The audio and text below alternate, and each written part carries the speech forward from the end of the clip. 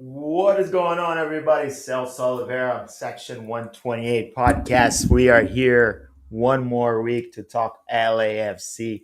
Unfortunately, it looks like I'm going to be here alone. Eric's at work right now, and I actually got a text from him literally a minute ago that he wasn't going to make the show. So, Eric, fuck you. I hate you, man, but I'm going to have to do this alone. You know what I mean? That was not cool, buddy. And yeah, I see where you are. I see what you're trying to do, but I don't want to hang up. I don't want to, mess up your mojo. But I thought it wasn't fair with the people that were about to tune in live. So, get yourself situated there if you can in 15 minutes, and I get you back. If not, we'll wrap it up as a very, very short show. But of course, big week for us, big week of LAFC. And like, there's two things that we need to talk about. First off, the Miami loss, which really, really sucked. A big, big game for us. We had it. We had it right there. And then suddenly it didn't work out. And then next to that, we had the weekend game against San Jose, which it was a good little, I would say, hope of light that we're back. San Jose game tends to be a game we turn things around, but more than anything, I think everybody was still recovering from what happened on Tuesday. A big, big letdown. Excuse me, on Wednesday in Miami, a big letdown, as we all said. We had an initial 90% chance of winning the game in Miami, as it was calculated after the Aaron Long goal. I used some AI to do that. How do I did it? I mean, if you calculate the fact that you had the away goal advantage, plus the fact that we were winning away with more than 30 minutes into that game, he gave us about a 9 out of 10 chances of winning. And unfortunately, it didn't work out. We have a great episode out there that we talk to fans about what went wrong and what could have what could have been done different, especially from the coaching staff standpoint. And a lot of good stuff came out of there. At first, some people were, we need to get rid of Dolo, which I understand. A lot of people are frustrated with the fact that we lose a lot of big games.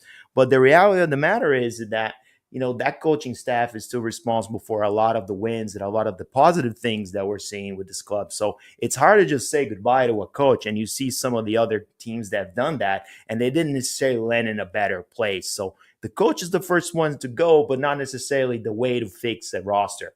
And I think with Cherundolo, we all have to calm down and see how it all kind of happens this season, even though this first thing was a big, big loss for us.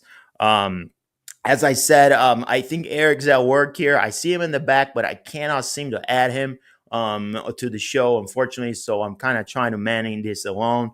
And let's try it again a little bit. I've tried a couple of times, and his bandwidth seems to be low, and I'm not being able to get him in. But again, I appreciate you guys tuning in. Eric, as you guys know, is moving to another state, so things are a little bit in flux here, and hopefully he can get in and join. I'm going to text him again here and see if he can join us.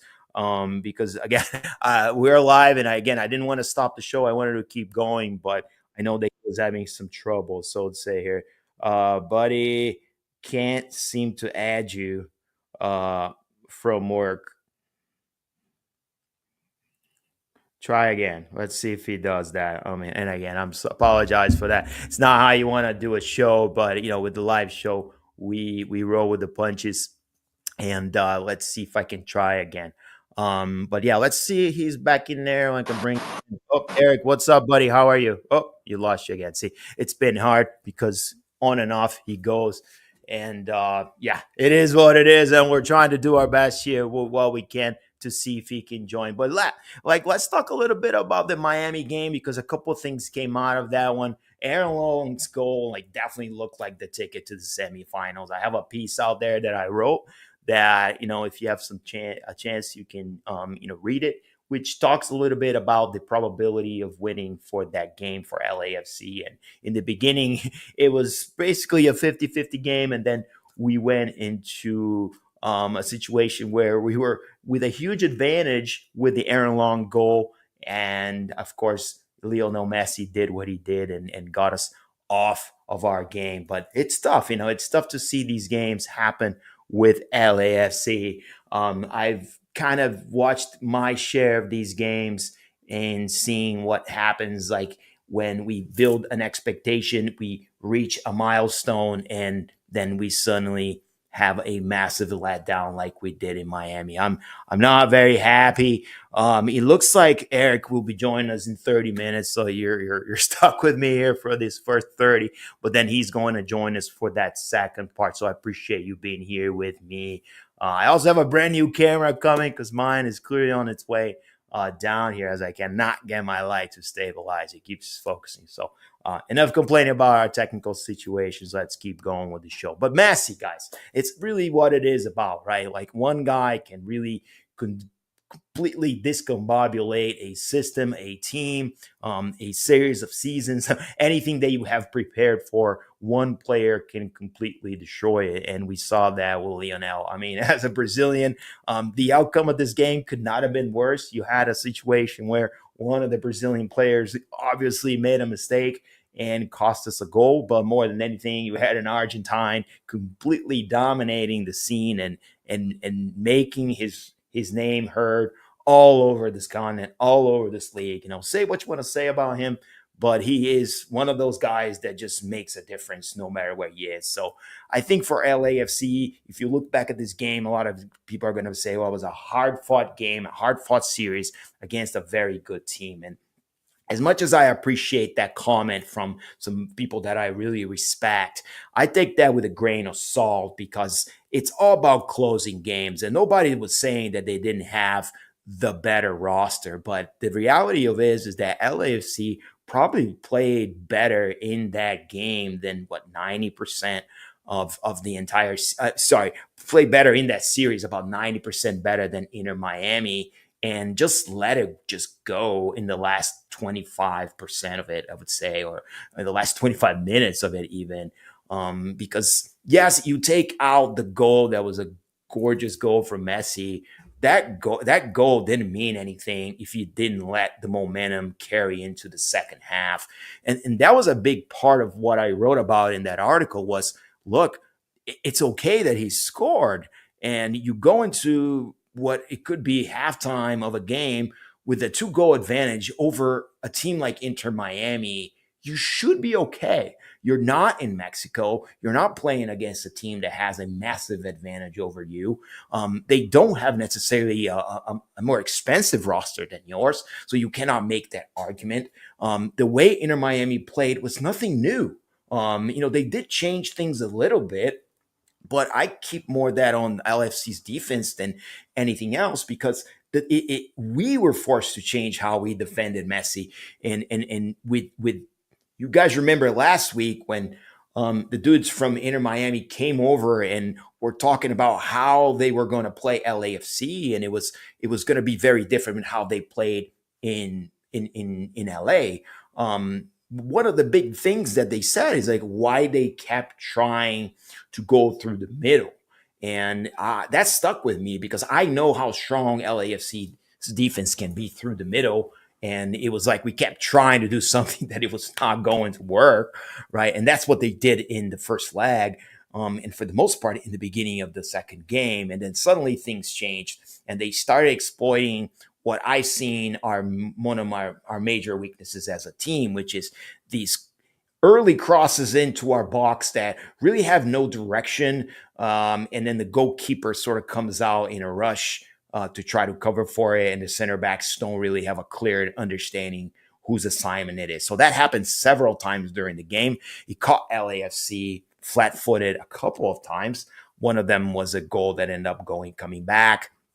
But you saw the pattern there that Inter Miami abandoned the center of the field and decided that they were going to create and start their plays from as much of the flank as they could. And I thought that was a smart thing for them to do because it locked our fullbacks, first of all, in a way that I haven't seen it in a long time. So when our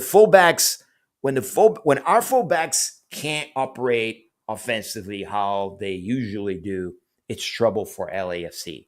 And I felt that Inter Miami just had that dialed down. They understood 100% that if they were to attack us through the flanks, it would limit our fullbacks' ability to contribute offensively and at the same time put us in a defensive pickle. And then they started, again, sending those early crosses into the box. and it didn't seem like anyone was ready for it. So our wing vulnerability was highly exposed by Miami's tactical shifts, which could, in a sense, mean that Cherundolo saw that, and even against San Jose, decided to go with three in the back, alleviating the fullbacks so that they can become more offensive players. And I felt that, in a sense, that's what it missed. That's what we missed in that second game against Inter Miami. If there was a game to probably go with three in the back or do even a five in the back, completely shut the door, not necessarily not be aggressive when you have the ball, but really go with that three back. Don't put Marlon in there as a guy that haven't really picked up a ton of minutes and now is forced to be in a tough situation. And then suddenly, you got our fullbacks extremely taxed against what was, a plethora of attackers, different configurations, but with that kind of same, it would either a 1-2 with Lionel Messi, which would then send the ball in to someone, or he would create penetration behind our defense and then go and try to do a 1-2 to get the ball or send the ball in for Suarez or something else. It worked. It worked every time. No matter who was out there, I think that it would have worked because we didn't have that third center back. And that's one of the things that I wanted to ask Eric. Did you agree with going to Miami with just two center backs, especially knowing that we had a pretty good depth there, A, and then B, we have guys that could have come in there, like Segura could have played with Marlon and Long, right, and make that three back there. But it's not what we wanted to do. We went with the 4-3-3, get the goal with the center back, and still are not able to come back. So the reality is that midfield of Tillman, Delgado, and Jesus, what we see from it, it's sort of exhausted itself. And I'm in a sense not saying it's not enough, but it hasn't been enough for this LAFC team. Creativity speaking, I think we're still lacking a fourth piece. Martinez is not the guy, even though people are calling for him to play the midfielder. I just don't see it. I don't think that's how we should be doing things. I think we're still missing a fourth piece of that midfield. He was played by Mateus Bogusz. Different guys played that role, and now we're always stuck with Tillman, Delgado, and Jesus. And those three don't seem to me like they have all the components necessary to operate a midfield by themselves. They either need a fourth guy or they need two more with the wingers, right? And playing, again, out of a 3-5-2 with one of them coming off the bench. So we might see more of that. We saw a little bit of that on the game against San Jose, which I'll discuss when Eric's here. Hopefully he will be joining us in the next 5-10 minutes to discuss that game. But you saw if you saw that game in Miami, you were concerned primarily, and I was, with the midfield and how they could not hold ball, they could not hold possession, they could not find spaces for our attackers to give us a chance. Inter Miami just plowed onto the attack for the vast majority of what was the second half until we were dead in the water. If you were watching that game in the beginning of the second half, you kind of have a pretty good understanding of what was going to happen. It was likely going to be LAFC's not going to come out of here with a qualification. It's not going to happen because it was just so much pressure. You knew Lionel Messi was going to do something stellar, and he did in the first half, but he did. Right. And then at the end, the penalty, which again, whose mistake that was. I can't put that on Marlon by himself, but I also cannot put that on Loris by himself either. I think both of them have a role in that third goal. But, am I going to put it all on those two guys why we lost the game? No, absolutely not. I also didn't, maybe we could have blocked that shot. Marlon did this. His reaction time may not have been the best. Maybe Segura would have blocked that shot. I don't know.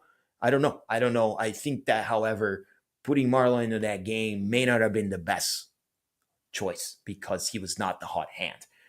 Segura was the hot hand. He had been playing well in Concacaf Champions. He had shown really good soccer from us. So I really feel like at the very least, we could have seen Segura there in that three back. Eric's going to try to join us by audio, at least to have us, kind of give his thoughts on Miami here until he joins it again. I'm sorry about that. Looks like some miscommunication with the time zones, if anything. Eric, you're on the air, buddy. How are you? Oh, you got me on, man. Oh, no, I'm sorry. There's no miscommunication. It's just my ass straight forgot. Like, new job. I just been grinding, and all of a sudden, Salsa's like, "Hey, where are you?" And I look, and it's like 4:59. I'm like, "God damn it!" So Salsa playing the hero ball here. It's all hero ball, baby. I got a Yeah, beer and a microphone, and we're making it happen. We're not yeah. missing. So I'm driving back to where I can get the computer. Hey, thanks, Evan, for the "Where's Eric?" Yeah, I'm here. My ass just like is been lame. Don't So don't don't yeah, apologize, Martin. Nobody wants an apologist. Just talking to all us right, about. all right. I was talking about the Miami game, and I was talking Yep. about little bit of the formation that we brought in there with the No, yeah. only the two center backs. So, what do you think about that, buddy? No, I listened to it. I've been listening to almost the whole thing. Hmm. I think looking at this, like if we're gonna park the bus, then fucking properly park the bus, and that's the one thing Trundle didn't do. If he comes out with three center backs at the beginning, Aaron Long probably doesn't score that goal, and Yeah, it's a true totally that. different game. But once the goal did happen, the substitutions just took forever to come, and the team really fell apart. Like you said, they lost momentum, and this is, I Hmm. think, the part where the coaching really is missing is when your team starts to lose momentum and you're starting to get in the back foot, and the other team is starting to you know, be in a real threat to overtake you. That's when the coach needs to come in and shake things up, and we didn't really see it, and Sure. that was kind of a disappointing thing that we've it's not like a new thing with Cherundolo. No, Um, not at all. so where do we go from here? The San Jose game we played much No, better, but well, we're not there yet. So I'm yeah, still in there. So don't come in over the phone here trying to mess up my agenda. I have some questions for you that I still want to hear. First off, the okay, midfield in that Miami game, because I know a lot of people didn't listen to us talk on the space, so I wanted to at least debrief a couple of things here. But I think first off, was it avoidable? Like the fact that we were playing Lionel Messi really makes a difference. And I put some numbers out there and I said, hey, at some point we had a 90% probability chance of winning this. But, let's be honest, we had Messi on the other side. So do you really think that, like you said, one goal was never really enough, was it? And it seems like Messi was just going to do what he was going to do no matter what he had in front of him. yeah, I definitely didn't think one goal is going to be enough.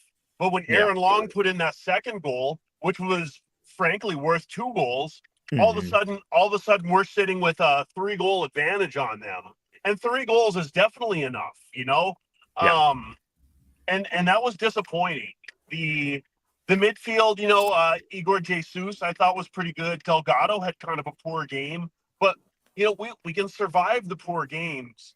But just the way everything kind of fell apart with that was it was just sloppiness and lack of discipline in key moments. It was really Yeah. felt to me like more of a mentality issue than it was anything else. The team was flowing pretty well with the ball as it was, but like it was mental mistakes, and the Yeah. mental mistakes is really what's the most crushing thing about it to me. Well, mental mistakes usually indicate, either a leadership problem on and off the field, right? And I think LAFC has lost a lot of leadership on the field, and you saw a little bit of that there. The fact that Aaron Long is your captain, but like let's just remember how many captains we had last year and how much of leadership and vocal leadership has walked out, and Jesus Murillo and in Elias Sanchez, even Carlos Vela, the eternal captain, just walked out of the building, and didn't say anything. So, I think more than anything, Eric, maybe you disagree with me here, is that this team on the field lacks leadership.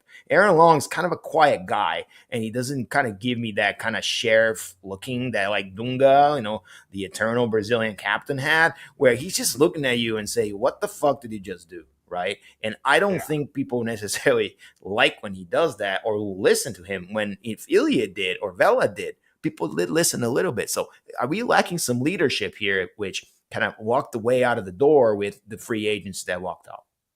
Yeah, 100% lacking leadership. Yeah. I mean, I love Long as a center back, but he's just not really that guy. He seems much more of kind of an introverted player that like really focuses on what he's doing, and he does a good job of that. But that captain, it's like, man, we're missing. Like, even like, man, a guy like Giorgio Chiellini, when we had him, I mean, he would have been great. I think He was that amazing. yeah, he was that guy. You know, Bogusz was another one that was pretty loud and fiery, and I can see that guy having that captain mentality of like taking a team. There's kind of this, alpha dog personality that you need to have, and Long is just, he's kind of a quiet, reserved guy, which nothing against him, I mean, he's kind of the captain by default, because who else do you give it to? Lloris is pretty loud, but like, I would. but Lloris, he has kind of a communication gap issue with the team. And so he's just not that assertive guy either. Like, Lloris is kind of quiet. Like, who do you give it to? Like, I don't see anybody to give it to. I think like Murillo, if Murillo was still on the team, he would be a good guy to have that captain armband. But he's not. Yeah, I know, and I think that partially was what's happening. At the end of the day, nobody's holding guys accountable for for failures, and coaching staff can only take you so far when the guys on the field are not giving each other what they need to kind of get to that next level. I don't think it's a technical issue for these guys. They're very technical in how they play. LAFC has definitely a complete roster in many ways. So, but at the same time, there's holes in the roster, and one of them is been our fullbacks, which ever since Chiki left, or even when he was here, we never really had a clear plan of what our fullbacks should look like. So, today it's Ryan Hollinshead, a guy that is definitely at the, I would say, second part of his career. And, on the other side is Sergi Palencia, which at some point was our backup. So where I started looking at our roster, Eric, what I've seen is that a lot of the backups were promoted to de facto starters, and the guys behind them have never really popped.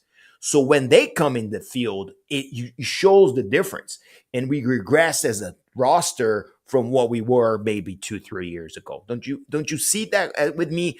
Smoliakov, he's not there. David Martinez, he's not there. He might be there soon, but he's not there. And in the past, we had guys that were ready to go on and off the bench.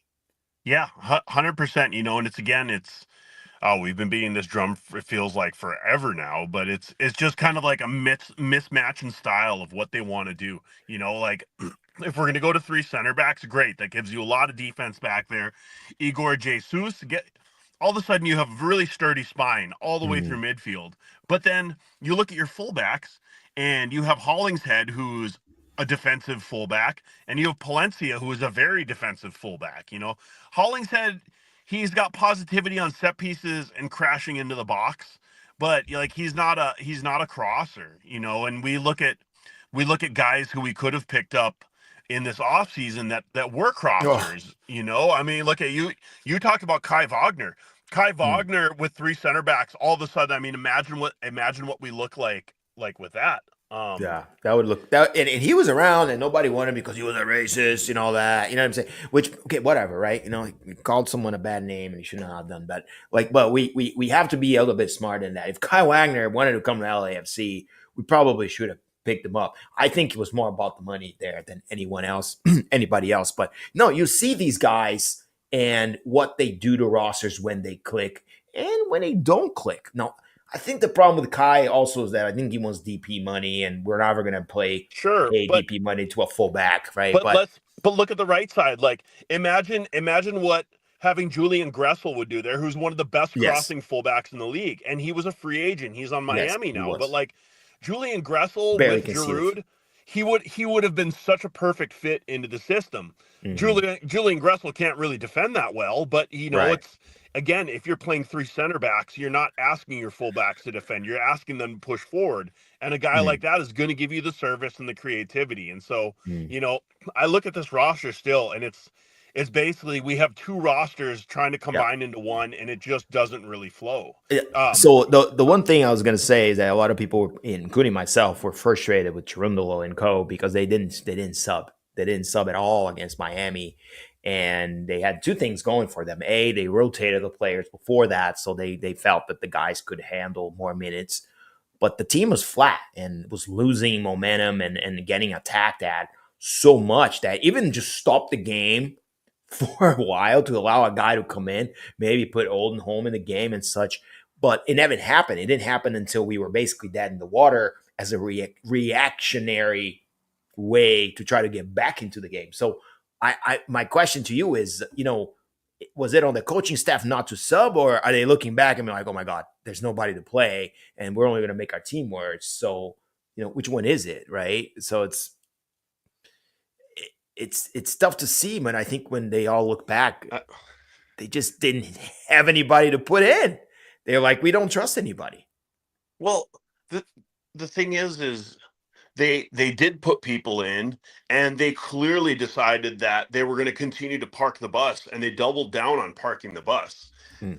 And my issue again with that is, if you're going to park the bus, go full on, like throw Tafari out there, throw five center backs into that back line. Right, which you said early. If that's what you're going to do, and you're just going to try to defend this last goal for the last 20 Mm. minutes, Right. just put every single defender on the bench out there, and just put like Bouanga up front, basically play like a 5-5-1 or a 5-4-1, whatever. Something, just do something, right? But don't just succumb to what was a pretty weak effort. And then, then the final play, which is, not even worth talking about it, the penalty, which I can't fault anybody for it, which was another question I had. Like, do you fault anyone for that goal? It just seemed like it was a massive miscommunication, which at times you see it when you start rotating guys too much. And I feel like, if anything, the center back position has been sort of a little bit of a rotating door there, with guys just picking up minutes whenever they can alongside Aaron Long. So, um, do you put any fault in anyone there, or was just kind of happens, you move on from that goal? No, I don't really put any fault there. It's it was kind of a Keystone Cops moment. Like, it happened to go off of Marlon's hand after he was bumped into by Long and pushed by Lloris. So I mean, it was Everybody confused with the yeah. positioning once again, and it seems. and then it's like, whose ball? I mean, I Mm. guess I guess if Lloris is going for the ball, like, it should be Lloris's ball. But like, how strong was his communication in that moment and all of that? So it's like, there's so much to it. And at the end of the day, the way I looked at it, I felt like that third goal was coming, and I think if it wasn't there, that third goal would have happened a different way. Yeah. I just, the way we were sitting at that point, I just didn't see us defending at all.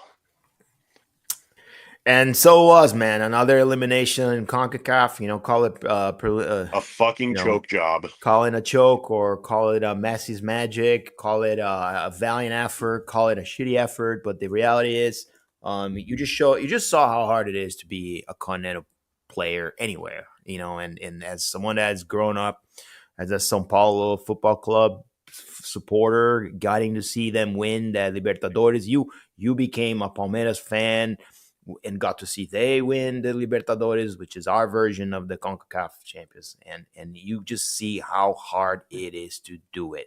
It's 180 minutes. You don't know who's gonna come up on top, and you always have to be ready up until the last minute. It does take a ton of mental strength, and this team didn't have it. I think that after seeing that, we kind of have to lower our expectations and hope that we can do, a good season, have a good season, but understand that as is with this composition, with this particular group of players, it's limited in what we can do. We're kind of living that New York City FC after they won kind of limbo time, where they just weren't that clean and crisp, but at the same time they were picking up some feedback here because I think you're trying to join elsewhere, Eric.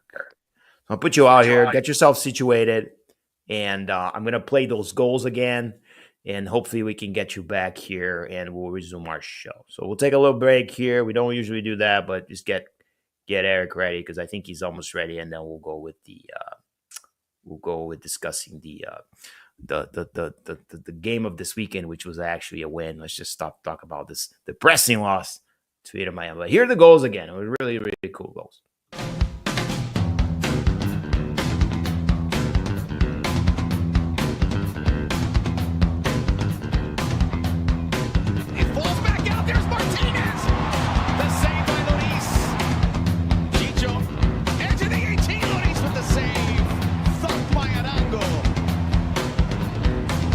Starting that big game against Inter Miami. Bouanga, big cut. Drives it in towards Edwards Jr. First shot on goal. Second shot's in the back of the net. Sergi Palencia with a goal that LAFC needed dearly. And a goal that lifts the top up. Sergi Palencia.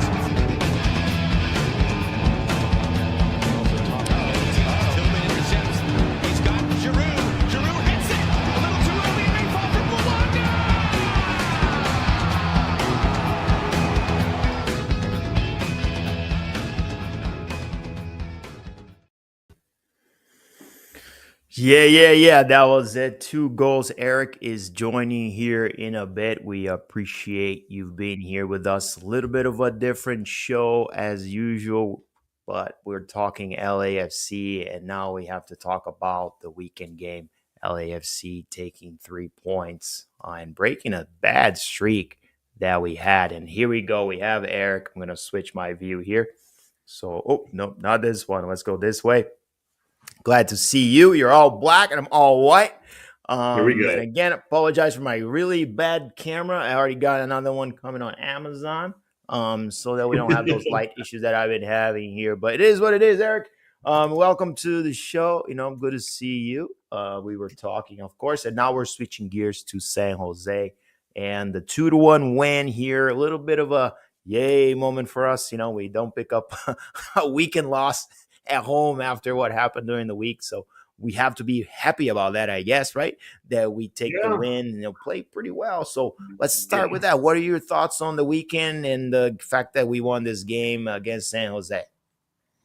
Man, when the game doesn't matter much, we sure know how to win it. That's kind of, the story of us. I after this, I predict that we're going to go undefeated all the way until the next traffic oath. What? Well, isn't it like 2 games only, though? And I think that's probably like 3 games. Yeah, but I agree with you. I think we're going a little bit of a roll here and start kind of winning some games because the pressure and the volume of games of the weekday are go away. And we seem like one of the very few teams that do not like to play twice a week, buddy. And it's funny because I actually talked to Anthony, the player from the Portland Timbers, this past week. And one of the interesting things that he told me is the fact that he doesn't like to play only once a week, that he does prefer to play twice a week like they play everywhere else. So the vast majority of players outside of the US, man, actually prefer to play twice a week. So don't you think we're a little bit soft in regards to game volume here? It seems like we're the only place in the world that cannot afford to play 2 games a week and not feel like complete tiredness and shit. Eric, oh yeah, buddy. I mean, you were talking before about Palmeiras. I mean, okay, yeah. You were talking before about Palmeiras, and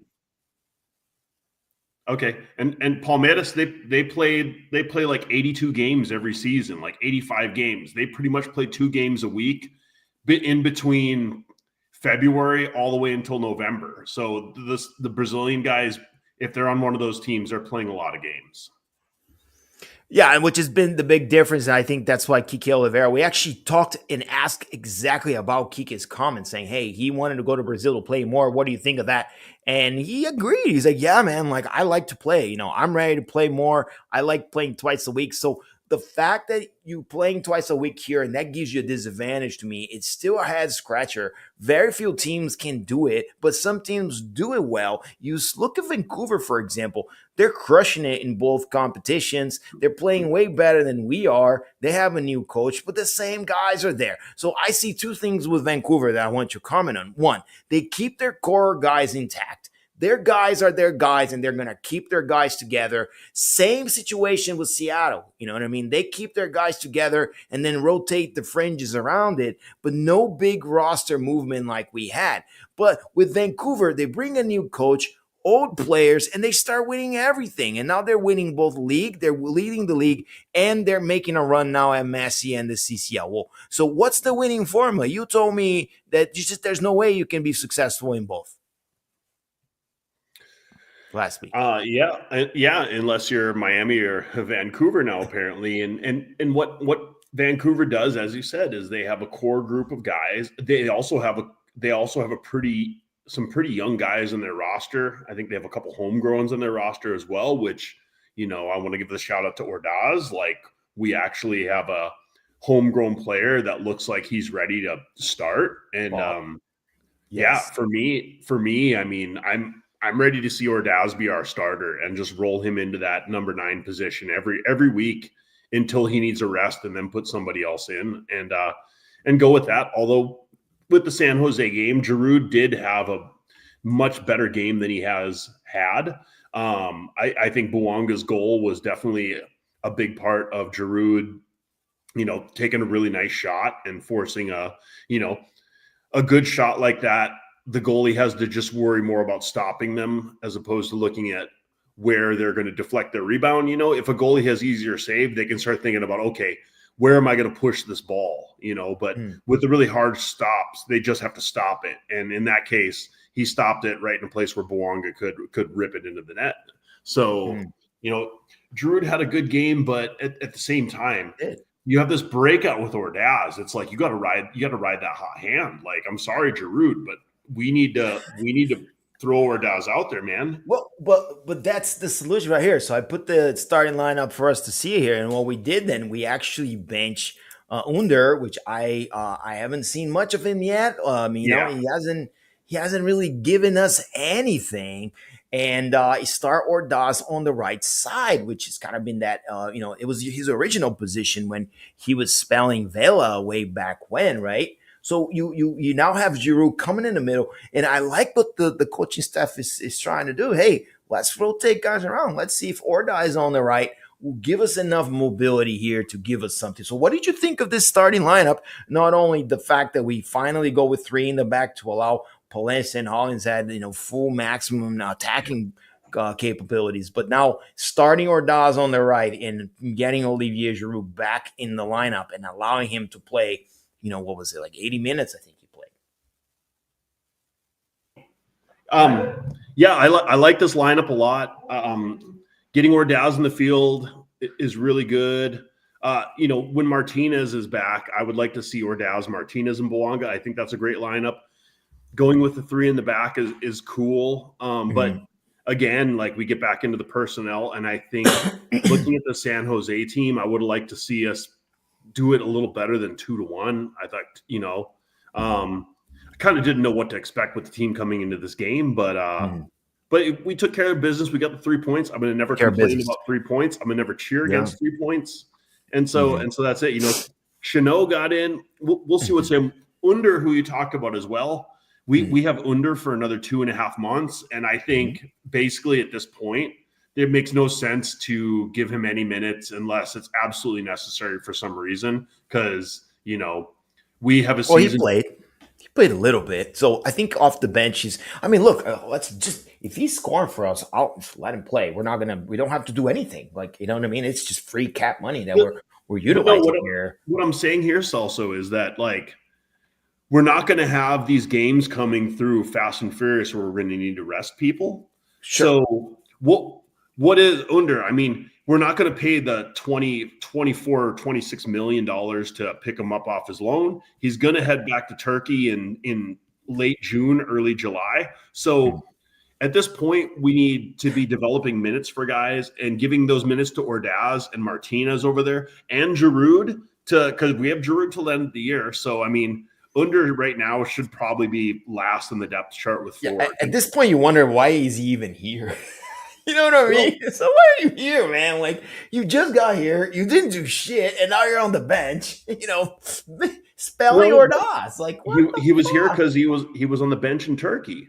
And no, man, but it just seems a little desperate to bring this guy this late into the season, not integrated, throw him into a quarterfinals of a Concacaf Champions, and now give up on him and give Ordaz and Giroud the minutes. It just doesn't seem like we have a plan. We seem like we're just going with it.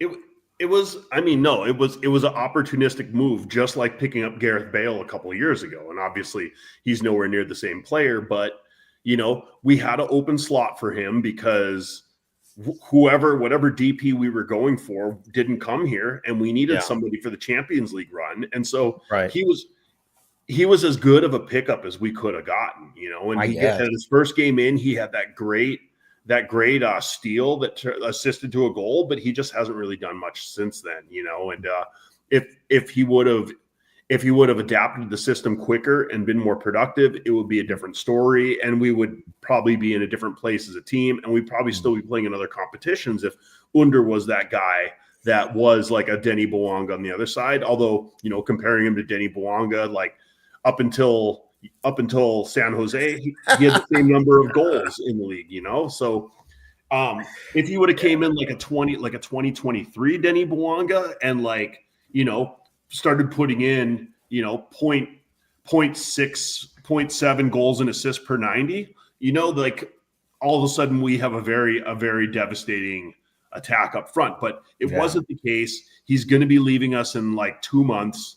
And so right now it's just about developing guys, getting minutes. They have 1 game a week. So those game time minutes are going to become a very precious commodity, unlike when we're playing 2 games a week and guys are tired. So, I think for Under, I think he's probably not going to come off the bench much.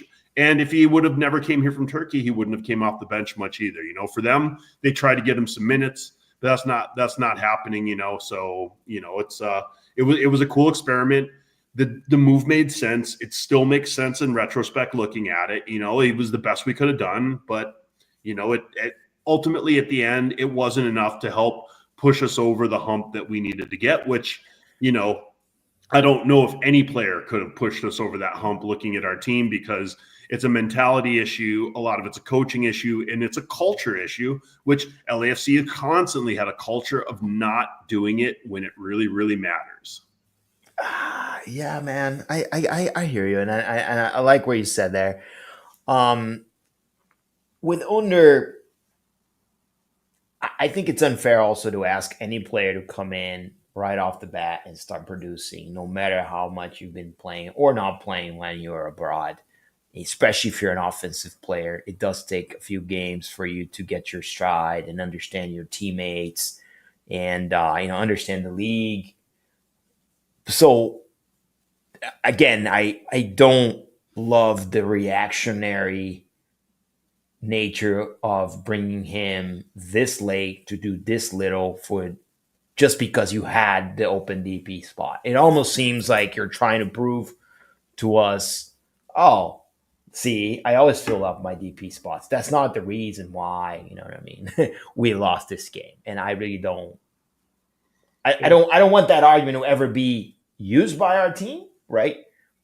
But just to fill the DP slot, you bring this guy in, like you said, maybe now you're robbing other guys of minutes. Yeah, but I mean, or you're not developing your depth enough because you can just plug these guys in and hope that let's hope they work out, right? Whereas there might be a guy on your youth squad that may really want those minutes and could do something with it. So if you're gonna pick up guys, then pick up young dudes then, because they might be the next Bogusz. Don't pick up an old guy that nobody wants it in Turkey. The other piece of this that's a little bit rough as well is that, it needs to be said, is that Martinez, he seems to pick up a knock every 5 or 6 games and miss them. I mean, if you look, he hasn't exactly been like the healthiest dude that can just, I don't think he's played a stretch longer than probably 300 minutes straight, like at a time before having to miss He a couple was games with a knock. not listed. And, Yeah. big And fuck.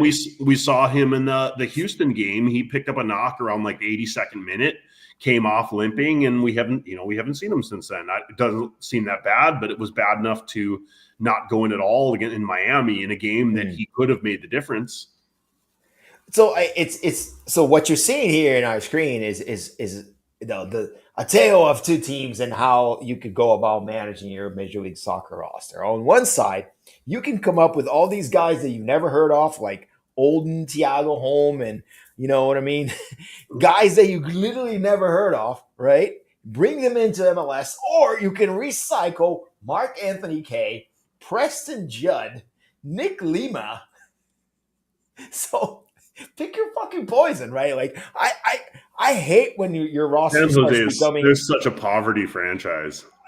But no, I mean I don't buy it. They just paid this guy a lot of money. They paid Chicho a lot of money. They brought in Bruce Arena. The truth is, Eric, is that after you pay all these dudes up front, you're gonna have to bring Mac into your fucking roster. The three guys you named are guys that teams they were on before didn't want them anymore. I know they all got like booted out of their team. Way into the roster. They keep getting paid, and their base players continue to get minutes. And this is you know that the league's not necessarily growing the way that we want. I think San Jose are still finding fucking minutes in this league. San Jose, I think they're the Montreal of the Western Conference. Basically, it's like every problem player that a team doesn't want. Let's look at these standings, though, man. Like this show's all fucked up, so we might as well make like a Google presentation out of it. I don't give a shit. But I wanted to look at the standings real quick because we're currently 7th, right? And you got Dallas and San Jose right behind us. So you're talking all this shit about San Jose, and they're right there with us. In fact, their goal differential is better than ours because their attack is better. We have a -1 and they have 4.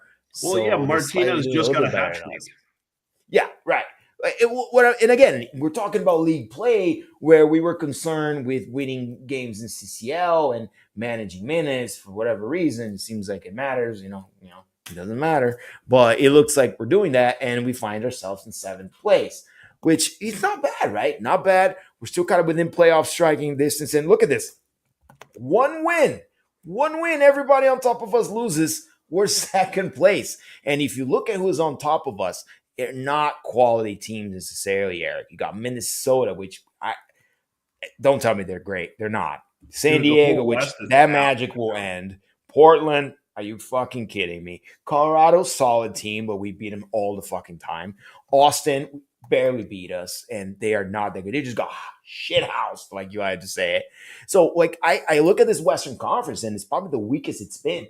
And I would not be surprised if we shoot up with Vancouver going back to earth, right? And us going back up. So, I mean, from a league standpoint, we did not miss a beat, even though we've been looking like complete ass. I think Vancouver is going to win the West. Like, I think it's inevitable. You think it's inevitable? I Well, do. the way it looks like now, it is. But with 8 matches played and probably 25 to go, it's whatever it is. It's hard to say it, but my point is that we are not in as bad of a situation. The Galaxy, different story with 3 points right now.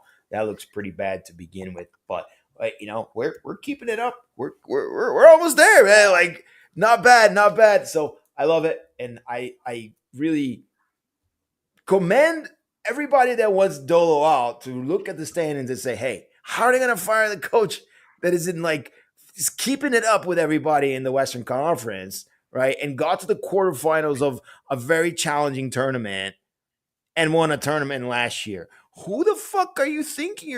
Do you really think they're going to fire Dolo ever with this repertoire? Dude, like MLS doesn't fire coaches. Like they do when they shit. But my point is that he's not been that bad, and it keeps him afloat. Yeah, no, he's not bad in regular season games, but it's like how many big games has he won and how many big games has he lost? It's like it's the big games that are the concern, and maybe that's just spoiled at us that we're just kind of like we're 3-point merchants all we're always season. competing, so to speak. Yeah. I mean, look, we've lost. He's lost like 2 CCL finals. We completely choked out a Miami game that should have put us to the semis against Vancouver, which much tougher team than people are giving them credit for. But Including myself. yeah. No, I think Miami will have their hands full with Vancouver. Plus, they're going to have to play 90 minutes on turf. That's going to be a whole mess for them. But they will do it with Sergio Busquets, which that's a whole other thing that we had going for us that we fucking blew. But I'm not salty about this, so whatever. Whatever. No, look, and you talk about depth. Like last year, we had guys coming off, that were better quality in my opinion. And when Miami would sub all their guys like Cremashi and such, I was like, oh man, we're in trouble because their subs are better than our subs. And it was as soon as they put all their guys to play, of their subs, like we just didn't know what to do, and our guys just didn't hold up. So again, not going back to that game, but just bringing it up. Hey, we had a couple of milestones to talk about on this game against San Jose. We had Wibua, the beauty. Wibua. I have no idea where that cat came from. Maybe you can't talk to me. Denis Bouanga, 17 career game winners for LAFC. That came from the team's stat sheet. So it was also Hollingshead's 100th game, wasn't it? Yeah, Hollingshead's 100th game with LAFC. So tons of milestones. Chanel returning. The back line looked better with him. Sergi Palencia's first ever MLS goal. And then Sergi Palencia's first ever MLS goal. So tons of milestones in this weekend game here. None of which will get us through to the semifinals of the Concacaf Champions, my friend. None of which. No, we're going to be watching this as a neutral. We're going to be probably hate watching Miami and cheering for Swaggy T, Tristan Blackman, to lead that team through. Swaggy T. I love Swaggy T, man. I loved him when he played for us. Oh, yeah, and I think for you and I that have been kind of following the team around, the big losses do one thing: they take your breath away a little bit, and then you lose some oomph, right? You lose some of the passion that you have for following your team. And I'm not saying I'm not going to follow LAFC anymore, but if you lose every big game, man, like it's like, well, what's the point? We're going to lose the big game anyways. And I haven't seen that much from this team to tell me otherwise. And well, yeah, at least we'll always have 22. We'll always have 22. But that's getting old now, right? Yeah, but it's I got Palmeiras in the Mundial, same thing. It's like, oh God, don't even talk about the 2025 FIFA Mundial. FIFA can eat it. I'm not even having it with you, FIFA. America, who wants to see that tournament and people? Okay, Eric, we got to talk about Portland, because all there is left for us is the regular season. We have to do well and say yay, keep going here. But yeah, we play this Saturday, I believe, at night. Providence Park, a place that I would love to visit one day. Maybe we'll meet there sometime. But the road form has been. Sorry, I was going to say the road form has been, for lack of a better word, shaky. What needs to change for LAFC to make 1 win 2 and ride a winning streak with a win on the road in Portland, a team that is above us on the standings? Well, we just have to play our game. Portland's not a good team this year. So, I mean, this game has to be a road 3 points, I think. I will say it's a very nice stadium up there. And I went to a Portland game back in like 2014, and it was the first MLS game I ever went to where I kind of like understood why people like to watch this sport, because the energy up there is great. Like the fans bring a ton of energy. It's a really great stadium to watch the game. It's right downtown. I remember when I went there was at least they had reserved bike parking, and probably 2,000 people ride their bikes to the game in the rain. And so it was just a great experience up there. So Portland is a great away game to see. As far as this game, I mean, they're kind of rolling out with a 4-2-3-1. We're just going to have to deal with it. Crepeau seems to be on the bench. He's not really starting in that now. Team. Yeah. So I'm not sure what's his job to put Denis.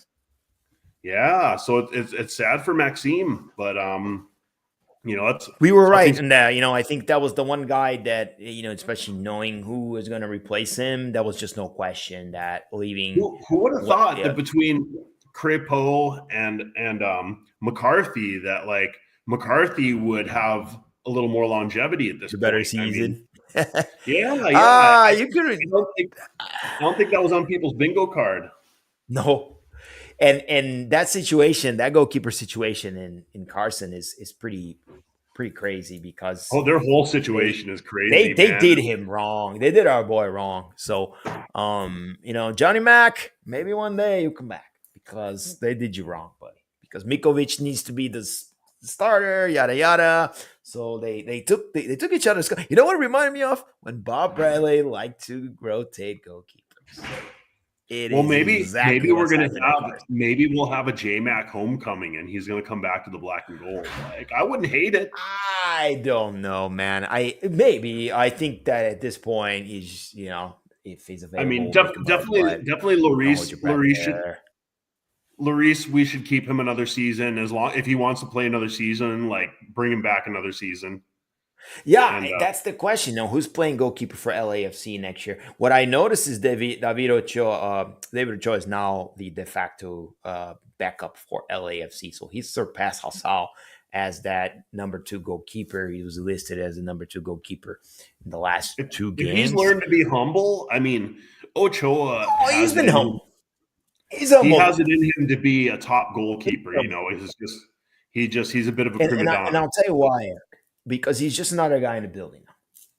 And, I see his demeanor because I just observe. And he's there. He's working. And look, he already won the job that was of Hassal. And we saw why, right? Because he didn't look that great. And now he's the one on the bench. So I like it. And if that's our future, he's got pedigree. And, you don't forget to play goalkeeper. And maybe that's the guy that is going to be eventually our starting goalkeeper. I don't know. I don't know that. Maybe we'll go after another big time vet. But for next year, we don't know what Lodi's going to want to do. We don't know if he's going to want to stay or not. We got a couple minutes here, buddy. So let's talk about what do you think is going to happen here. Give me your starting lineup for this. And now we got some variations there. You can finally play Chanot for sure. You've been trying to play Chanot for 3 weeks. It's been funny. So tell me who you think you should start this game. And, your scoring prediction for it. I think now with a full week's rest, Cherundolo is going to go back to who he thinks is his best 11 and try to get things sorted out. And I think that it's going to be Lloris in goal. The back line is going to be Hollingshead. I think he's going to go with Long. He's going to go with Marlon, and he's going to go with Palencia. But I do think that Artem will get subbed in pretty early into the second half to give him 30 minutes to run, because I do think that the goal is probably to get Artem up to speed to be the starting left back next season. And I think he could have it in him. And then midfield is going to be the Tillman and Igor Jesus, and it's going to be Marky Delgado. I think that Odenholm, much like Smolyakov, is probably going to get subbed in early in the second half. Tillman set last game. You saw that, right? So the midfield with the 3 back was Tillman off the bench. So you think he comes back to the starting lineup? Yeah, I think they go with the 4-3-3. I don't think they go back into. So you're going back to the rice and beans, as we call it. Got it. Yes. The old feijoada. The old feijoada. All right. And up front, you're gonna go with Ordaz or Giroud? Denis Bouanga. Ordaz and Under on the bench, or do you put Bouanga, Ordaz, and Martinez? If Martinez is ready, if Martinez is not ready, no way. Then it's going to be Bouanga, Giroud, Ordaz. I think they'll keep going for that. And if the rest of the team can just figure out how to deal with Giroud's hold-up play better, they could do it. But I think part of it as well is our wings end up – because Lloris likes to put the ball up to Giroud, but our wings end up being way too wide of him. And so when he likes to play that ball off, and when he plays it off, the problem is nobody's close enough to get his slick little passes that he makes when he's got his back to the opponent's goal. Yeah, man. All right. Well, for me, I would like to see us ride this 3-4-3 again. I actually enjoy it. I like seeing our fullbacks go out. So I would start long in the middle with Chano and, Segura again. Marlon probably lost his position. Same thing on the wings. Maybe you give Smolyakov the start, because I like to see us try things at this point. Might as well. We have not looked good on the road. So if we go back with the 4-3-3 that we just getting smashed in, Eric, I'm going to be actually disappointed with it. So I like to see us 3-4-3 or even a 3-5-2 with Tillman off the bench. So I would actually keep that midfield intact. Maybe Hollingshead sits with Smolyakov coming in it. That would be my only change. Up front, I would put Under back. If you have a loan of something, you might as well use it the shit. I don't believe in this whole someone else should be getting minutes. And maybe this is the game that Ordaz takes a breather. Did not necessarily look great against San Jose, and maybe he comes in for Giroud in the second half. But I don't know. It's tough to decide what to do. I just feel like we shouldn't give up on Giroud, because then now you open up a little bit of another can of worms. So keeping him as a starter to me is better than trying to get any production of him off the bench, because that does not seem to work at all. The guy, it's like an old car. He needs 10 minutes just to get going until he gives us anything. But he did look better against San Jose. Let's see what he can do in Portland. Again, talked to Anthony this past weekend. Young kid, hungry. He's going to do some damage, man. He's going to do some damage in this league. Easily a 10-10 player. Very, very skillful Brazilian guy. Used to play for Corinthians. And, he's going to be hungry. One of the many young guys that they have after they let go of Evander. But they're keeping it up, man. They're keeping up on the standings. And we get to go to Portland and see if we can win on the road. I am not very – I don't see us winning on the road. So I'm going to call it a tie. I'm going to call it a 1-1. We get a goal, they get a goal, and we get out of there with a 1 point, which is my way of saying we might lose. Did you do a scoring? I didn't remember you saying. I didn't do a score yet. No. Okay, what's your score? I went a 1-1 tie. 3-1. We're going to blow them out. They'll get a goal at the end just to consolation. But yeah, I think we're going to stomp people to be further frustrated why we can't do it in big games. Cool. That's a good result. I hope you get it, man. And we gotta build this confidence again. It's been hard. It's been hard to be an LAFC fan this week. I'm not gonna lie. I'm not that excited about the San Jose win on the weekend. I'm sorry. I no longer get excited for those. But look, we might take a week off next week. I'm gonna be out for spring break. I think Eric and I need to talk a little bit and just make sure that we have our time right and everything else. Yep. But it makes sense maybe to take a week off, and then we're gonna have a home game where Eric's gonna be here. And I want everybody to just mark your calendars. If you're going to that San Luis game, prepare to come early, because we're going to have a big, big bash for Eric. It's going to be technically his last home game at BMO. I'm sure he's going to come visit. But with that, we want to make sure we send him in style. We send him in style. So if you were here with us, please mark your calendars for the San Luis game. We'd love to see you. We're going to have lots of fun, which means we're going to take a week off, regroup, maybe shift our time a little bit to allow him to get home and us not have this issue anymore, but continue to bring you a weekly coverage of our team. We're never going to go anywhere. Eric, it's been a pleasure, buddy. If you are new to our space, please subscribe. It's usually not that messy, I promise. But at the same time, Messi made us all very, very messy. We had a very bad week. And the fact that we showed up to do a show for you is more than I can say. It's enough. So thank you again for you being here. And thank you, Eric, for making your way home somehow. You made it, buddy. See you later. See you next week. Traffic here is a breeze. Oh, shut up. I hate you. Bye.